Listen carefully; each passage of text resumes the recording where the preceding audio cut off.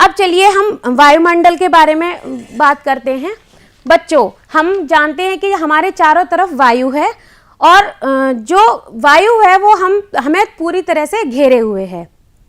तो जो भूमि की पहली ऊपरी सतह होती है उस पर जो वायु उपस्थित होती है उसको, उस परत को, उस सतह को हम कहते हैं वायुमंडल। ठीक है, तो उस वायुमंडल में देखिए क्या क्या होता है। पृथ्वी के गुरुत्वाकर्षण बल के कारण वायुमंडल पृथ्वी से जुड़ा हुआ है और वायुमंडल का घनत्व कभी कभी कम हो जाता है, कभी कभी ज़्यादा हो जाता है, यानी कि वो एक सा नहीं रहता। ऐसा ऊंचाई के स्थान की वजह से होता है। कहीं कहीं ऊंचाई पर और कहीं कहीं निचली जगह वो जो वायुमंडल होता है उसका जो घनत्व होता है वो कम ज़्यादा होता रहता है। जैसा कि आप इस चित्र में देख पा रहे हैं, आपको दिखाई दे रहा है कि देखिए दिखाई दे रहा है। तो यहाँ पर मैंने वायुमंडल की कुछ परतों के बारे में बताया है। सबसे पहली जो परत है वो है क्षोभ मंडल, जो पृथ्वी के सबसे ऊपरी सतह है। उसके ऊपर जो आती है वो समताप मंडल है। उसके बाद जो आती है वो मध्य मंडल है। उसके बाद आयन मंडल और उसके जो ऊपर है वो है बाह्य मंडल। जो समताप मंडल है उसको हम ओजोन परत भी बोलते हैं।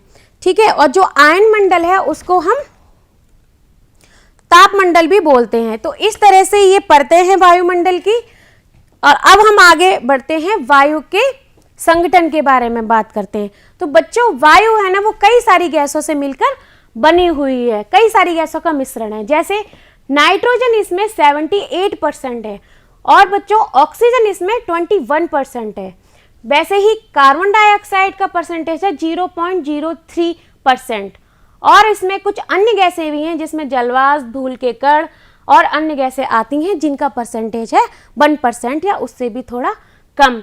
अलग अलग स्थान और समय समय पर जो वायु में धूल के कण हैं और जलवाष्प की मात्रा है वो बदलती रहती है, यानी कि जो स्थान, अलग अलग स्थान के अनुसार धूल के कण और जलवाष्प की जो मात्रा होती है वो वायुमंडल में परिवर्तित होती रहती है। यहाँ पर ये चित्र के द्वारा इसकी परसेंटेज को दर्शाया गया है। जैसा कि आप देख पा रहे हैं कि ये 78% हमारा नाइट्रोजन का है और ये 21% ऑक्सीजन का है और 0.03 है ये यहाँ पर अन्य गैसों का, कार्बन डाइऑक्साइड का परसेंटेज दिया गया है। ठीक है, अब हम आगे बढ़ते हैं, वायु की उपयोगिता। तो वायु की उपयोगिता के बारे में बात कर लेते हैं। वायु जो होती है वो सभी वाहनों में के टायरों में भरी जाती है। अगर टायरों में वायु नहीं होगी तो क्या होगा, वो आगे बढ़ ही नहीं पाएंगे। जैसे कि आपने कभी कभी देखा होगा कि आप जिस वाहन से सफ़र कर रहे हो या मान लीजिए आप साइकिल ही चलाते हो तो क्या होता है, कभी कभी उसकी हवा निकल जाती है पहिए की या वो पंचर हो जाता है, तो क्या वो आगे बढ़ पाता है? नहीं। तो क्यों? क्योंकि उसकी जो वायु उसमें भरी थी पहिए में वो निकल गई है। तो इसी तरह से टायरों में मतलब वायु हमेशा प्रयोग में ली जाती है। अगला है, गीले कपड़े सुखाने में वायु बहुत ही मददगार होती है, सहायक होती है, जो मैंने आपको भी बताया था। पतंग, ग्लाइडर, पैराशूट आदि के उड़ने में वायु सहायक होती है। अभी मैंने आपको बताया जैसे कि पतंग वायु के द्वारा उड़ती है, वैसे ही ग्लाइडर, पैराशूट ऐसी अन्य कई चीज़ें हैं जो आकाश में उड़ती हैं और वो वायु के द्वारा ही उड़ पाती हैं। अब फूलों में परागण और बीजों में प्रकीर्णन भी वायु के द्वारा होता है।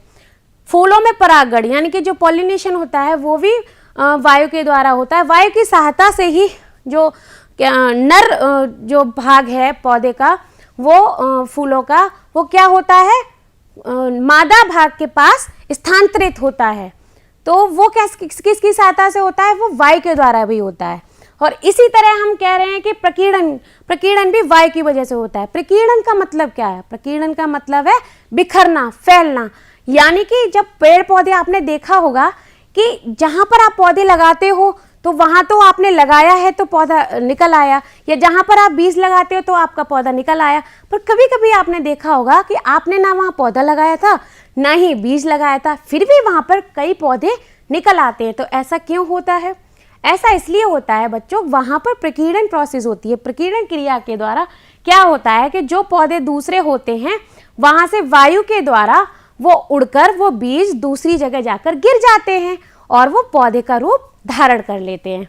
इसी तरह से जल चक्र में भी वायु की भूमिका होती है और वायु का उपयोग जो पवन ऊर्जा में भी किया जाता है। जैसा कि आप यहाँ पर एक पवन चक्की देख रहे हैं, ये देखिए मैंने बनाने की कोशिश की है मॉडल, पवन चक्की का मॉडल बनाने की कोशिश की है, ये आप देख पा रहे हैं।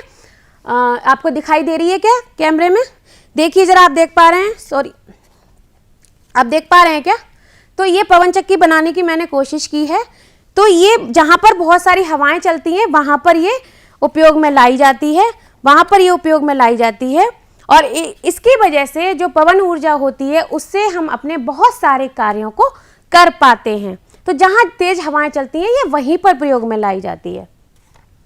और अभी मैंने बताया था जल चक्र, जल चक्र में भी पूरी तरह से वायु सहयोगी होती है। उसी की वजह से जो जल है हमारा धरती से आकाश में बादल बन के उड़ जाता है बाष्पीकरण के द्वारा, फिर संघनन के द्वारा वर्षा होती है, और वर्षा होने के बाद वो फिर से पहाड़ों में नदियों के रूप में और झरनों के रूप में नीचे आ जाता है धरातल पर, और फिर वो जाके फिर से नदियों के द्वारा समुद्र में जाके मिल जाता है। तो इस तरह से जो जल चक्र का जो पूरा चक्रण है वो उसमें वायु बहुत मदद करती है।